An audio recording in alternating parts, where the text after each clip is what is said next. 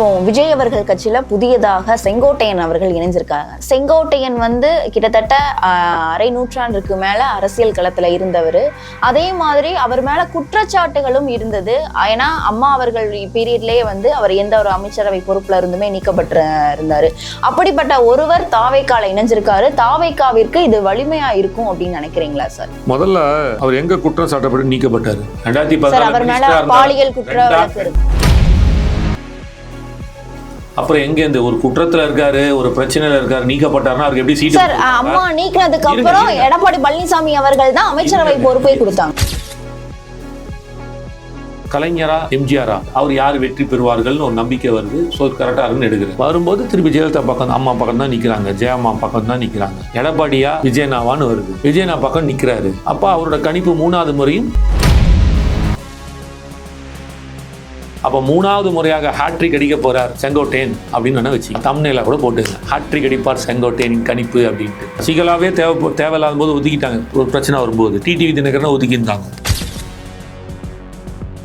அவைக்கா தலைவர் விஜய் இருக்கக்கூடிய முடிவுகள் எதுவுமே சரியில்லை அப்படின்னு எதிர்கட்சியா இருக்கட்டும், ஆளும் கட்சியா இருக்கட்டும், பல்வேறு பேர் பல்வேறு குற்றச்சாட்டுகள் வச்சிருக்காரு. இவருக்கு அரசியலே தெரியல, இதுங்கள் அதாவது அவருக்கு பின்பு இருக்கிற கூட்டங்கள் எல்லாமே தற்குறி கூட்டங்கள். நான் ரொம்ப ஓப்பனாகவே கேட்குறேன், திமுக இவரால் இப்படி பண்ண முடியுமா? நீங்கள் என்ன தடை போட்டாலும் மக்களுக்கு தெரியும். ஜனநாயகம் இன்னும் 1 மாதம் தான் இருக்குது. அந்த 2026 கலெக்ஷனும் நாங்கள் தான், ஏப்ரல் மாதம் போகிற எலெக்ஷன்லையும் நாங்கள் தான்.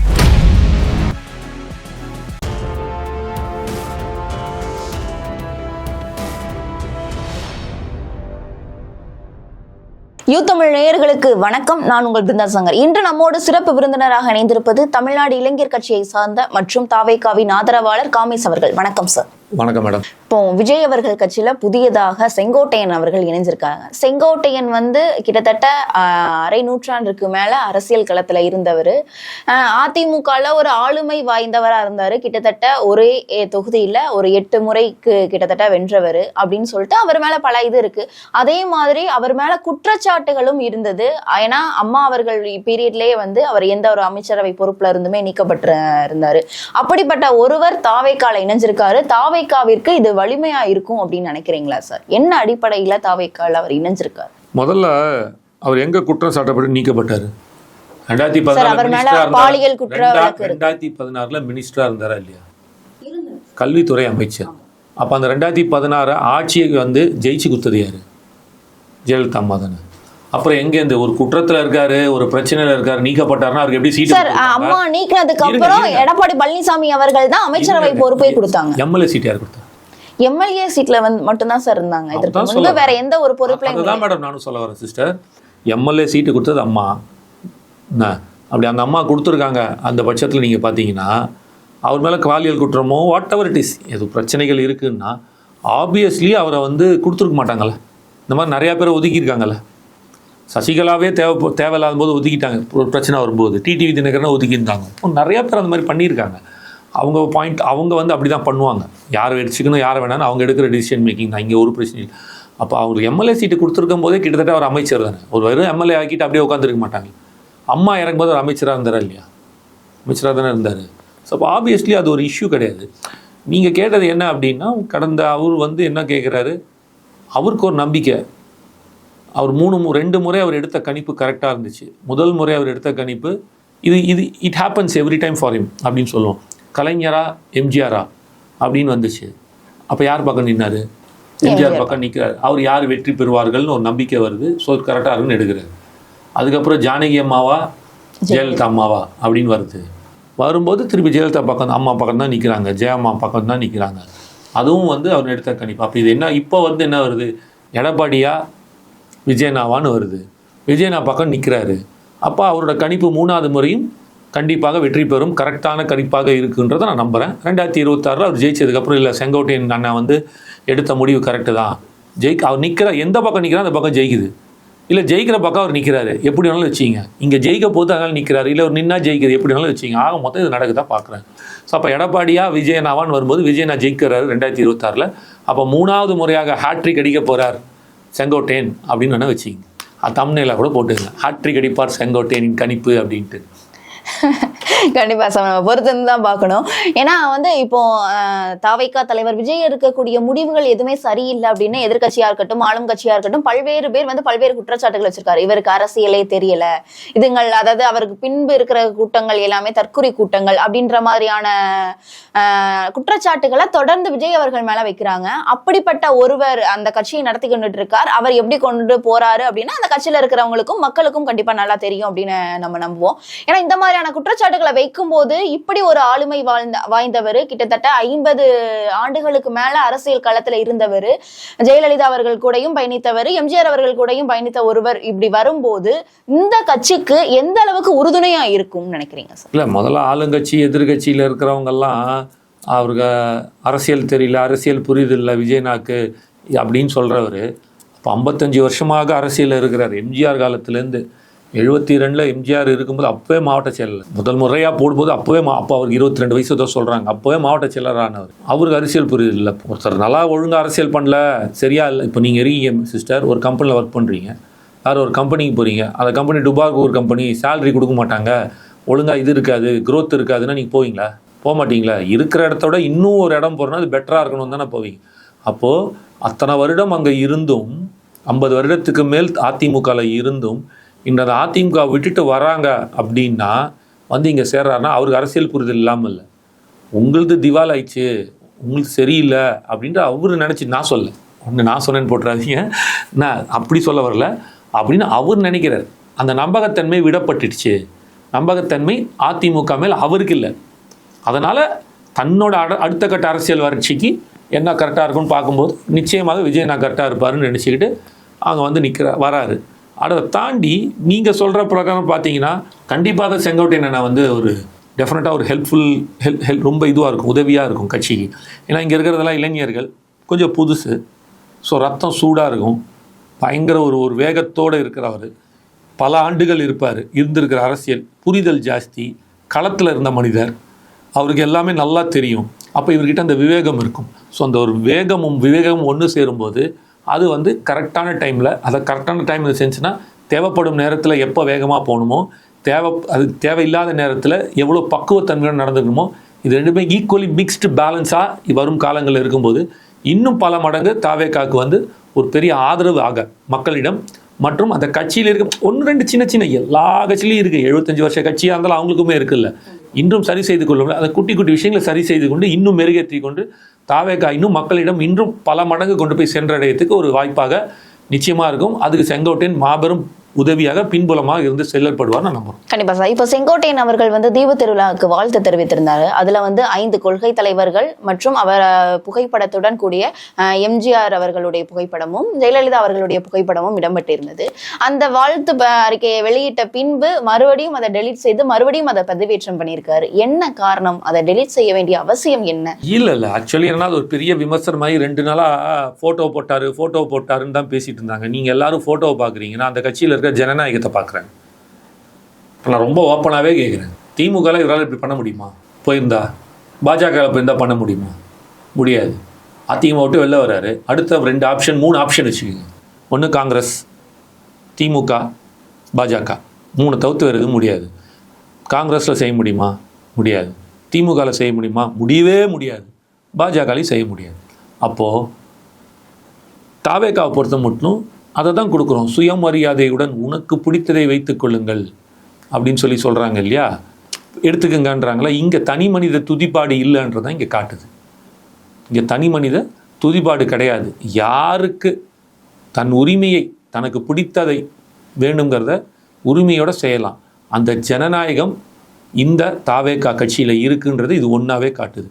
இப்போ திருப்பி போட்டார் அவர், இன்னைக்கு நேற்று ஈவினிங்கே போட்டாரா, டெலீட் பண்ணிவிட்டு திருப்பி போட்டிருக்காரு. அப்போ பொதுச் செயலாளர் சொல்லியிருந்திருப்பார். ஆனால் யாருக்கும் நீங்கள் விமர்சனம் பயங்கரமாக வந்துச்சு, எதுக்கு நம்மளால் தேவையில்லாமல் இந்த விமர்சனத்தில் பிரச்சனை ஆகணும் அப்படின்ட்டு டெலீட் பண்ணியிருப்பார். மேபி விஜயனாவே ஃபோன் பண்ணியிருக்கலாம். ஆனால் யாருக்கு நீ பயப்படுற, உனக்கு பிடிச்சதை நீ செய். எதிர்க்க வேண்டியவோ இல்லை விமர்சனிக்க வேண்டியோ அதை பற்றி பேச வேண்டிய நாங்களே நானே ஒன்றும் சொல்லலை. அப்புறம் உங்களுக்கு என்னென்ன பிரச்சனை? எவனுக்காக நம்ம மாற்றிக்கணும், நம்மள அடுத்தவனுக்காக நம்ம மாற்றிக்கணுன்ற அவசியம் இல்லை. நமக்கு எது சரின்னு படுதோ அதை நோக்கி நம்ம பயணிப்போம் அப்படின்றாரு. அந்த ஜனநாயகத்தை விட்டு கொடுக்குறாரு. விட்டு கொடுக்கல, அந்த ஜனநாயகத்தை முறைப்படுத்துறாரு, திருப்பி மீண்டும் போட்டிருக்காரு. ஸோ அப்போ அதுதானே காட்டுது. அப்போது எதுக்காக எடுத்தார்? இது வந்து ஒரு பெரிய இஷ்யூ ஆகி 2 நாளாக பேச்சு போச்சு. ஃபோட்டோ வச்சுருந்தாரு, இப்போ போடுறாரு பாருங்க அப்படின்ட்டுன்னு.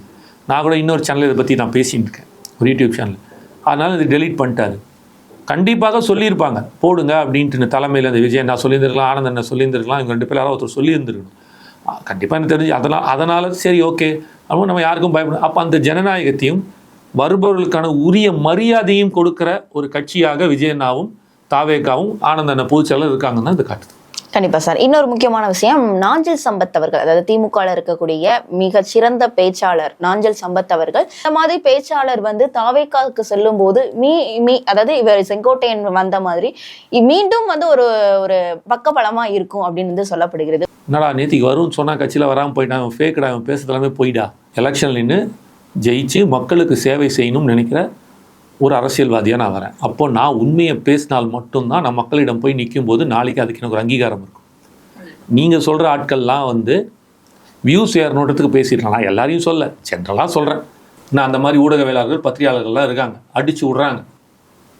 நினச்சதெல்லாம் நமக்கே சிரிப்பாக இருக்கும் பார்க்கும்போது. நம்ம அப்போ தான் பேசிட்டு வந்திருப்போம். வந்து 1 ஹவரில் இதை போட்டால் ஒரு மார்னிங் பேசிட்டு வந்திருப்போம், ஈவினிங் பார்த்தா இப்படி ஒன்று வரும். ஒரே சிரிப்பாக இருக்கும். சரி ஓகே, அது அவங்களோட இது, அதை நம்ம எதுவும் பேச முடியாது. நம்ம அப்படி கிடையாது. நம்ம ஒரு அரசியல்வாதியாக மக்களிடம் வரப்போகிற எலெக்ஷனில் நிற்கணுன்ற ஆசைப்படுறோம், சீட்டு கிடச்சி நிற்க போகிறோம். இன்றைக்கெல்லாம் அடுத்த எலெக்ஷன் ஏதோ ஒன்று something we are going to stand. என்னோட பாயிண்ட்டு அரசியல்வாதி ஆகணும், மக்களுக்கு சேவை செய்யணுன்ற ஒரு எண்ணம் தான். அந்த மைண்ட் செட்டில் இருக்கும்போது நான் இங்கே போய் சொன்னேன்னா அங்கே போனால் அதே பிரதிபலிக்கும். அப்போ நான் இங்கே உண்மையை எவ்வளோக்கு எவ்வளோ நான் பேசுகிறேனோ 100% பேச முடியுமான்னு எனக்கு தெரியல. நான் ட்ரை பண்ணுறேன். ஆனால் நான் 99% இது வரைக்கும் பேசிகிட்டு இருக்கேன்.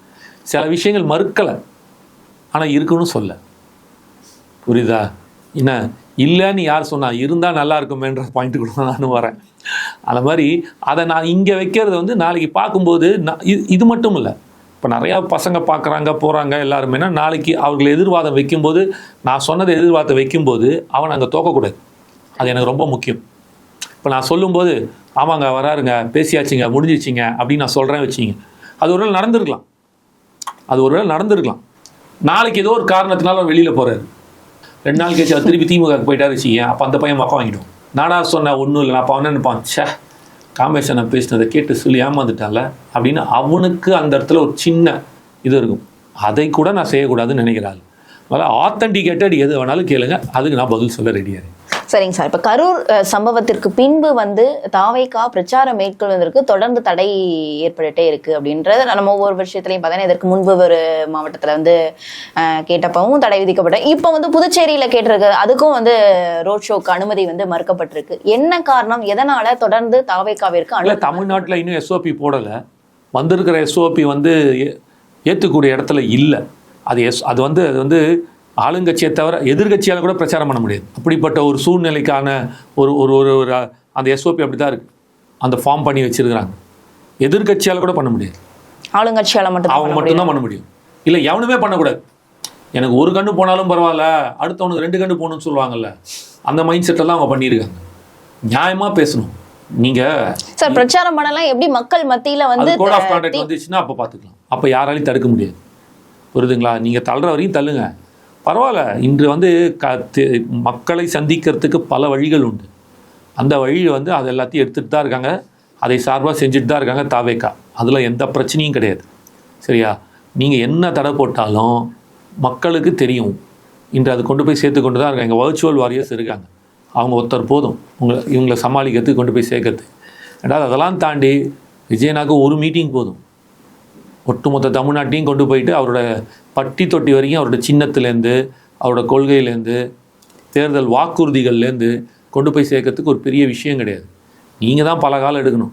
18 வருஷம் தேவைப்பட்டுச்சு மக்களிடம் கொண்டு போய் சேர்க்கறதுக்கு. எங்களுக்கு 18 நிமிஷம் போதுன்றது நான் சொல்ல வரேன்.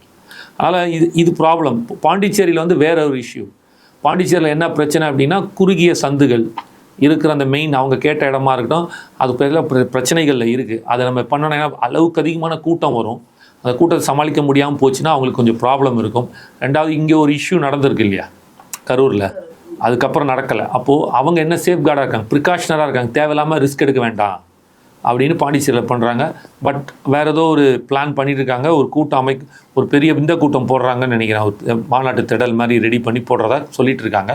இன்னும் அதிகாரப்பூர்வ அறிவிப்பு வரல, வந்தால் தெரியும், பார்ப்போம். கண்டிப்பா. இன்னும் தொடர்ந்து தாவேகா தலைவர் விஜய் அவர்கள் அடுத்த கட்ட நடவடிக்கை என்னவாக வகுத்து வச்சிருக்காரு சார்? அதுதான் கோடிட்டு காமிச்சிட்டாரு காஞ்சிபுரத்தில். இப்படிப்பட்ட ஒரு தேர்தல் வாக்குறுதிகள் வரப்போகுது, நம்ம ஆட்சிக்கு வந்தோன்னா இதெல்லாம் செய்ய போகிறோன்ட்டு லைட்டாக கோடிட்டு காமிச்சிட்டார்ல. ஸோ அதற்கான வேலைகள் நடக்குதா மாதிரி நான் கேள்விப்பட்டேன். Manifestos are getting ready. So அது இல்லாமல் அவர் பேசுகிறதுக்கான வாய்ப்பு இல்லை. அவர் அதை கோடிட்டு காட்டும்போது தெரிஞ்சிச்சு அதை பற்றி. எல்லாருக்கும் ஒரு சொந்தமாக ஒரு வீடு இருக்கணும், அந்த வீட்டில் அட்லீஸ்ட் ஒரு பைக் இருக்கணும், கார் இருக்கணும். கார் என்பது லட்சியம், ஆனால் பைக் நிச்சயம் அப்படின்ற மாதிரி ஒரு மைண்ட் செட்டில் இருக்கான்றது மட்டும் எனக்கு புரியுது. சரிங்க சார். நிரந்தர வேலை வாய்ப்பு, அந்த வாக்குறுதிகளெல்லாம் நம்மளால ஏற்றுக்க முடியுது. இந்த நிரந்தர வீடு, நிரந்தர பைக் அப்படின்றது எப்படி அரசால ஏற்படுத்தி கொடுக்க முடியும் அப்படின்ற ஒரு கேள்வி. ஏன் முடியாது? நீங்க மறுபடியும் எப்படி முடியும் அப்படின்றத சொல்லுங்க, ஏன் முடியாது அப்படின்றத. அதை தான் நான் சொல்ல வரேன். ஏன் முடியாது நீங்க சொல்லுங்க, எப்படி முடியுன்றதை நான் சொல்றேன். எப்படி சார்? இப்போ நீங்க ஒரு கேள்வி கேட்குறீங்க, அந்த கேள்விக்கு நான் மறு கேள்வி வைக்கிறேன். வெறும் பதில் மட்டும்தான் நீ சொல்லணும், கேள்விலாம் கேட்கக்கூடாது அப்படின்னா எப்படி? இது நான் ஒன்றும் தர்மி இல்லை, கேள்வி மட்டுமே கேட்பேன், பதில் சொல்ல முடியாதுன்றதுக்கு. சரி, இப்ப இருக்கக்கூடிய வீட்டுல எல்லார் வீட்லயுமே அட்லீஸ்ட் ஒரு பைக்னாலும் இருக்குது. அப்படியா? இருக்கா? உங்களுக்கு இருக்கு, என் வீட்டில் இல்லையா சிஸ்டர்? நானே ராபிடோல தான் வரேன். அப்படிப்பட்ட ஒரு ஏழை பையன் என்ன பண்ண முடியும்? சொல்லுங்க. அப்படி கிடையாதுங்க. அதாவது நீங்கள் எல்லாருமே எப்படி பார்க்குறீங்கன்னா, அதில் இருக்க ஒரு சாராசுரத்தை பார்க்க மாட்டேங்கிறீங்க. இப்போ கூட நீங்கள் பேசும்போது ஃபோட்டோ வச்சாரு, அவங்கள வச்சிங்க, அந்த ஃபோட்டோ தான் பார்க்குறீங்க. அந்த ஃபோட்டோக்கு பின்னாடி இருக்கிற ஒரு விஷயம் இருக்குல்ல, அது மேலோட்டமாக, அதெல்லாம் நுனிப்புல் மேயறதுன்னு சொல்லுவாங்கல்ல, நுனிப்புல் மேயறதுன்னு சும்மா மேலோட்டமாக பார்த்துட்டு போகுதுன்ட்டு அப்படி இருக்கக்கூடாது. அதில் இருக்கிற அண்டர் கரண்ட்டை பாருங்கள். அப்போ நம்ம என்ன சொல்கிறோம்? இவ்வளோ ஜனநாயகமாக அந்த கட்சி விட்டு கொடுக்குது அப்படின்ற பார்க்கலாம். அதுதான் அங்கே ஃபஸ்ட்டு பாயிண்ட்டாக, கண்டென்ட் ப்ரைமரி இஷ்யூவாக, ப்ரைமரி இதுவாக சோர்ஸாக பார்க்கணும். ஆனால் அதெல்லாம் பார்க்கல. ஃபோட்டோ போட்டாருன்றீங்களா? அந்த மாதிரி இப்போ நீங்கள் சொல்ல வருது, பைக்கு இருக்குது, பைக்கு கொடுக்குறேன், வீடு தருவேன்னு சொல்லலை. வீடு வைத்து கொள்ளும் அளவுக்கு, அதாவது அவருக்கு என்ன ஒரு ஆசைனா, என் தமிழ்நாட்டில் இருக்கிற ஒரு மக்களுக்கும் ஒரு சொந்த வீடு இருக்குன்னு அவர் ஆசைப்படுறாரு. அது நடைமுறைப்படுத்துறதுக்கு உங்களை நான் என்ன சொல்கிறாருன்னா, உங்களை எக்கனாமிக்கலாக, இன்கம் வைஸ், எக்கனாமிக்கல் வைஸ் உங்களை வளர்ச்சி அடைய அப்படின்னு உங்கள் வாழ்வாதாரத்தை மேம்படுத்துவேன்னு சொல்கிறார். அப்படி வரும்போது ஒரு சொந்த வீடே இருக்குன்னா ஒரு பைக்காவது வச்சுக்கலாம். குறைஞ்சபட்சம் கார் உங்கள் இலக்காக இருக்கலாம். ஆனால் கார் இல்லை அப்படின்னாலும், லட்சியமாக இல்லைனாலும் நிச்சயமாக பைக்கை கொண்டு வரலான்னு உங்களுக்கு. இப்போ நீங்கள் இன்றைக்கி இருக்கீங்க, நீங்கள் ஒரு வேலை பண்ணிட்டு இருக்கீங்க, மாதம் 50,000 சம்பாதிக்கிறீங்க அப்படின்னா அதை 1 லட்சமாக மாற்றணும், ரெட்டிப்பாக்கணும். உங்களோட வாழ்வாதாரத்தை இப்போ 1 லட்ச ரூபா உங்களுக்கு மாதம் வரதான், நீங்கள் சொந்த வீடு வாங்குவீங்களா, வாங்க மாட்டீங்களா? இப்போ உங்களுக்கு சொந்த வீடு இருக்கா? இருக்குது. சென்னையில் இல்லை, ஊரில் இருக்குது. சரி வச்சிங்க, சென்னையில் வாங்குறீங்க வச்சிங்க.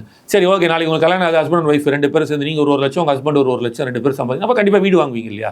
அப்போ அந்த வீடு வாங்கிறதுக்கு உங்களுக்கான வாழ்வாதாரத்தை, உங்கள் வருமானத்தை மேம்படுத்தக்கூடிய அரசு திட்டங்களை கொண்டு வரதுக்கான வேலைகள் தான் அவர் சொல்ல வர்றார்.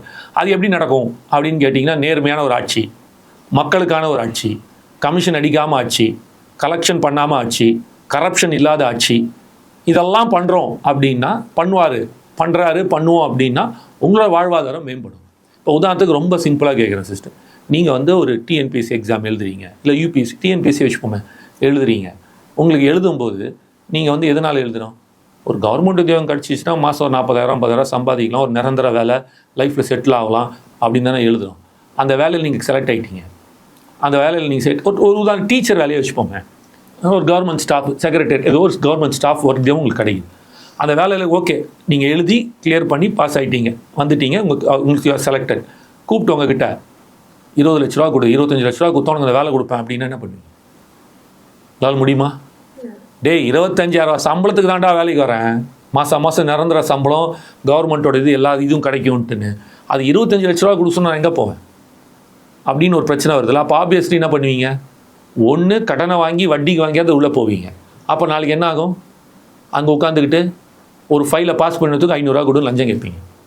அப்போ அந்த 25 லட்ச ரூபா வாங்காமல் மாதம் உங்களுக்கு 50,000 சம்பளத்தில் உட்காந்து வைக்க முடியும் அப்படின்னா நீங்கள் வாங்க போகிறது இல்லை. இப்போ காவல்துறை எல்லாருமே என்ன சொல்கிறீங்க? லஞ்சம் வாங்குறான். ஏன் அந்த காவல்துறை லஞ்சம் வாங்குறான்னு யாராவது யோசிச்சிங்களா? அடிப்படையாக ஒரு கான்ஸ்டபிள் ஏன் 100 ரூபா வாங்குறான்? அந்த கான்ஸ்டபிள் அந்த போஸ்டிங் வாங்குறதுக்கு அவன் 10 லட்ச ரூபா பணம் கொடுத்துருக்கான். ஏன்டா வந்து டிஐஜி வாங்கினாரு இல்லை எஸ்பி வாங்கினாரு அப்படின்னு கேட்டால், ஏசி வாங்கினாரு அப்படின்னு கேட்டால் டிஐஜி தான் போடுறாங்க. டிஐஜி ஏன்டா வாங்கினா அந்த டிஐஜி அங்கே வரதுக்கு 10 கோடி ரூபா கொடுக்குறான். ஏன்டா டிஐஜி 10 கோடி ரூபா கொடுத்தா வாங்கினேன் அப்படின்னா, அப்போ எனக்கு வந்து கடன் இருக்குது அப்படின்னா ஏன்னு கேட்டேன்னா, ஐஜி 20 கோடி வாங்கியிருக்காரு. ஐஜியை 20 கோடி வாங்கினாருன்னா மினிஸ்டர் வந்து அவங்ககிட்ட 50 கோடி வாங்கியிருக்காரு.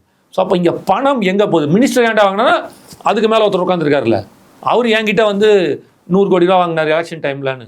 ஸோ அப்போ இங்கே ஆரம்பத்துலேருந்து மேலேருந்து கீழே வரைக்கும் நீங்கள் பார்த்தீங்கன்னா இந்த entire system is got corrupted.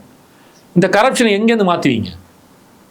கீழேருந்து மாற்றுறது ரொம்ப கஷ்டம் சார். இந்த ஜனநாயக ஆட்சி ஆரம்பிச்சதுல இருந்து இப்ப வரைக்கும் அந்த மாதிரியான ஒரு நிலை தான் இருக்கு. இதை எப்படி மாத்த முடியும் அப்படின்ற ஒரு கேள்வி. 2026 ஜனநாயகன் வருவார்ல, அப்ப மாத்திடுவார், கவலைப்படாதீங்க. எலெக்ஷனும் நாங்க தான், கலெக்ஷனும் நாங்க தான். அப்ப தெரியும் எல்லாத்தையும் ஒரே சொன்னீங்க கலெக்ஷன் வாங்க மாட்டோம் அப்படின்னு சொல்லிட்டு.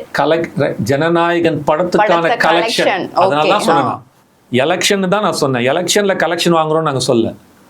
2 வித்தியாசம் பண்ணி தான் சொல்றேன். Election collection. படம் ரிலீஸ் ஆகுதா? ஜனவரி 9 படம் ரிலீஸ் ஆகுது ஜனநாயகன். இன்னும் 1 மாதம் தான் இருக்குது. அந்த 2026 கலெக்ஷனும் நாங்கள் தான். ஏப்ரல் மாதம் போகிற எலெக்ஷன்லையும் நாங்கள் தான். அதனால எலெக்ஷனும் நாங்கள் தான், கலெக்ஷன் நாங்கள் தான் சொல்லுவோம். எல்லாத்தையும் ஒரே இதில் வீட்டில் சொல்லிட்டேன்னா அப்புறம் கூப்பிட மாட்டீங்களே. அடுத்த முறை கூடும்போது ஒன்று சொல்லிட்டு போவோம். மக்களும் இன்ட்ரெஸ்டிங்காக பார்ப்பாங்க. கண்டிப்பாக பொறுத்திருந்து பார்க்கலாம். தாவேகா தொடர்பாக இருக்கக்கூடிய பல்வேறு விவரங்களை எங்களோட பகிர்ந்தமைக்கு நன்றி சார். Thank you sister.